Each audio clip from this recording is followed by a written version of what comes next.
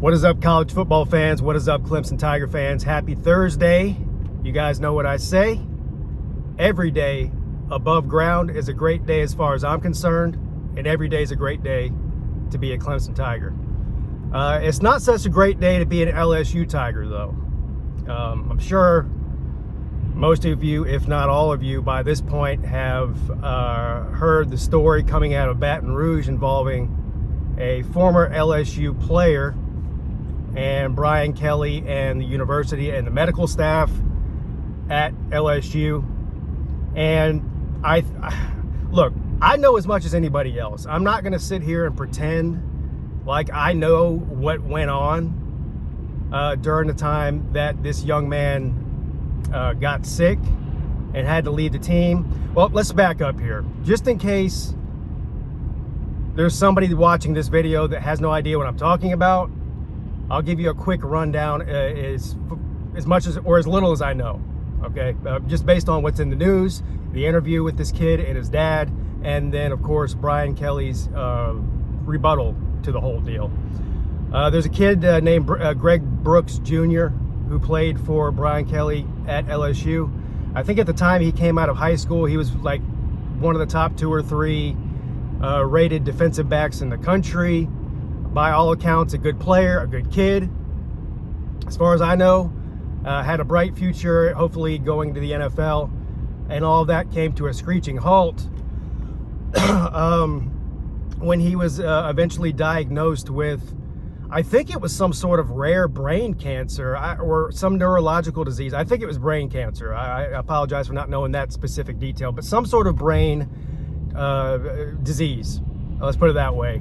That ended his playing career. He had to have surgery, and now he's basically incapacitated. I mean, it's really sad, actually. If you listen to the interview with him and his dad on, I think it was Good Morning America, which is what sparked this whole thing, being in the news, he has a hard time talking. So it's a devastating situation. Extremely sad. This kid or anybody would have to go through anything like that. But they are suing the university, and I don't know if they're suing Brian Kelly separately, but I know they're suing LSU and the, I guess, the athletic department, the medical staff, whatever. And the reason they're doing that, well, nobody really knows the reason other than them. What they're claiming is that it was negligence on the part of the coaching staff at LSU and the medical staff for the football team, that this problem wasn't caught earlier. According to him and his dad, and I did read just excerpts of the lawsuit, not the whole thing, so I'm not an expert on this situation. I'm certainly not a lawyer either. But basically what he said was that he was showing signs of neurological problems on the practice field at the facility, and it got overlooked by the medical staff, so it wasn't caught early enough or whatever. And then the odd thing about the interview was, and again, maybe that's true, I don't know. I'll get into the medical side of this in a second as far as my opinion on that. But in the interview on Good Morning America, this guy, Greg Brooks Jr., so I'm assuming his dad's Greg Brooks Sr., basically said that Brian Kelly abandoned his son in his time of need, while he was in the hospital. Didn't go see him, didn't call him on the phone to check on him, basically just kind of said, oh, well, he's not on the team anymore, he can't play, so good riddance or whatever. Which makes Brian Kelly look really bad. Now, I'm not going to defend Brian Kelly on this because I don't know the specific situation. One thing I do know is he needs to fire his PR person or whoever's telling him how to respond to things like this. First of all, he doesn't have a great track record. Didn't somebody die at Notre Dame because he made him climb up on a tower or whatever when it was windy out so he could take video to practice, and the tower blew over and somebody died or something? No, that's already a bad look, and there's already a lot of people who just don't like Brian Kelly because of the way he comes off. I mean, he's got the personality of a cracker, a piece of cardboard.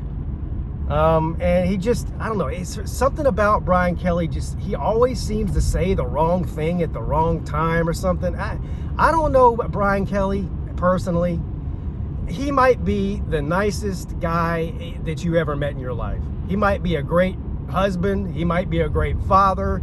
He might be a great friend. He might be a great coach who really cares about his players. But he came out to defend himself. I don't know if he came out to defend himself or he was just at a press conference and they asked him about it and he had to address it or what. But basically what he said was, no, not basically, this is what he said. What he said was, it's totally false that I was not there for Mr. Brooks. He said, in fact, I had a staff member by his side at the hospital every day. Now, that doesn't really address the claim that you abandoned him. It would be nice to know, did you go to the hospital to visit this player of yours? Did you call him on the phone to check up on him or call his parents to check up on him? And he didn't really answer that question. Everybody's piling on Brian Kelly, especially the Notre Dame fans who just already don't like him. And like, see, he told you Brian Kelly was a piece of crap. This is how he treats his players. He doesn't care about his players, blah, blah, blah. I'm a little hesitant to do that. Well, number one, because I don't really know what went on. This is the claim that's being made. And also, I don't know. Look, here, and this is just me. And I've never been a head coach or even a high school team, let alone a college team. So I don't know the etiquette as far as all that goes. But I am guilty of this in my own personal life. When somebody's sick, whether it's in the hospital or at home or whatever, I'm not that great at being, like, quote unquote, being there for them. Now, obviously, if my mom's in the hospital or my sister or my wife or my kids, yeah, I'm going to be there immediately and not leave unless I have to. All right. So let's get that out of the way. But as far as acquaintances and friends and things, I always take the approach, and it's probably the wrong approach, so I'll admit that. If somebody's not feeling well or not doing well, of course I'll reach out to them and express my condolences or my, let them know I'm thinking about them or ask them if there's anything I do for them. But I pretty much leave them alone. And the reason I do that is because when I'm in that situation, I want to be left alone. I don't want a bunch of people bothering me. I don't want people constantly coming in and out of the hospital. I just want to be left alone. And I don't know if that's what the approach that Brian Kelly was taking. I don't know if he only contacted him once or twice, if he only contacted him 2 or 3 times, or if he contacted him 0 times. 0 times would be a problem. And I guess everybody's got their own deal. So that's the only reason I'm not quick to jump on the Brian Kelly's a piece of crap bandwagon, is because I don't know the personal relationship between him and his kid. And I don't know how Brian Kelly deals with those kind of situations. He might be like me, feeling like the last thing this kid wants and his parents want is a head football coach up in the hospital when they're trying to go through a difficult time together. So I don't know about any of that. Now to the medical side of things, I would like to really know the motivation behind suing LSU. Is this just a money grab? And if there was negligence that went on, I don't have any problem with seeking recourse through civil court, suing somebody, getting money out of it. I'm sure the cancer treatment and the brain surgery itself, it probably racked up hundreds of thousands of dollars of debt because the medical care system in this country is an absolute joke. So unless you're in the military or a federal employee of some kind, anytime you get sick, it's going to cost you a fortune, quite literally. So I don't know, but here's what I do know. I think it gets a little bit dangerous to start asking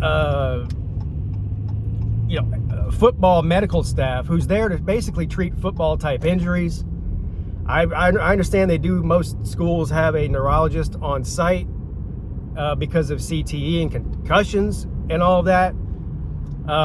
But I don't know if you start getting into an area where assistant coaches that are on the field, the medical staff and the neurologists are not out on the field during practice with players. They're there if they need to be there. And as a matter of fact, the neurologist probably isn't even at the practice. He's probably on call in case something happens. He'll walk over to the facility or something. I don't know that either. But my point is, it gets a little weird when you start asking assistant coaches to be brain doctors. You know what I mean? Now, maybe it'll come out in court in this case that this kid was complaining about neurological issues and they basically just swept it under the rug and ignored it. If that's the case, then that is totally negligent and unforgivable, and they should absolutely be held responsible for that. Somebody needs to be fired. They need to change their medical staff around. They need to help pay these kids' medical bills, whatever. But if it's just a thing where, you know, he feels like that they just didn't understand, they just didn't catch that he had a brain tumor. I mean, this is a football staff here. I mean, in order to find out somebody's got a brain tumor, I think there's a lot that goes into that. Outside of, you know, somebody seeing you get dizzy on after a play or something. I feel like it's a dangerous thing to do. And again, I'm speaking based only off of what I know and not the specifics of the lawsuit. This is just a off the cuff, off the top of my head reaction to the lawsuit and what was said by the kid and his father, and of course what was said by Brian Kelly, which honestly, if I was the boss of Brian Kelly, the athletic director, so whoever he answers to there, I would have probably said the best thing to say at this time is no comment. I don't know when people stop doing that. It used to be a very common thing, especially when there's some legal stuff involved, lawsuits and that.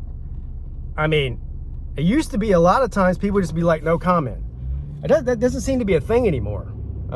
People can't wait to comment even when they shouldn't. Dabo Swinney's got that disease too. I don't think Dabo Swinney's ever said no comment to anything, which has got him unfavorable opinion from a lot of people because he can't say no comment. But anyway, I feel like that's what Brian Kelly should have said. It would have been very easy, since there is a lawsuit, to say, you know what, I feel terrible about what Mr. Brooks' situation, but you know, we love him here at LSU. That's why we recruited him, and since there's a lawsuit involved, until that's resolved, I have no comment, because he didn't do himself any favors, and a lot of people believe, and I believe, that he made himself look worse in that situation.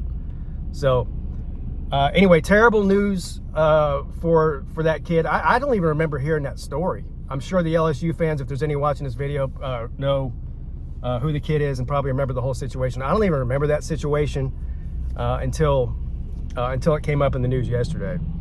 But keep an eye on the story, how this plays out. It seems like every time you turn around, somebody's suing LSU, or somebody at LSU is getting in trouble for cheating, or it's just, there's always something going on down in the bayou. And oh yeah, this is actually football related, not, you know, medical or legal related.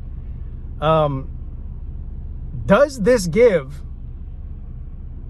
because I think a lot of people believe that Brian Kelly is probably on the hot seat, or at least a warm seat. And if they have a disappointing year, because there's projected to have a great year next year. I think they're top 10 in most way too early preseason polls. And a lot of people believe that they're a playoff contender. If they have a disappointing year, does this give LSU a reason to fire Brian Kelly with cause and not have to pay him that massive payout?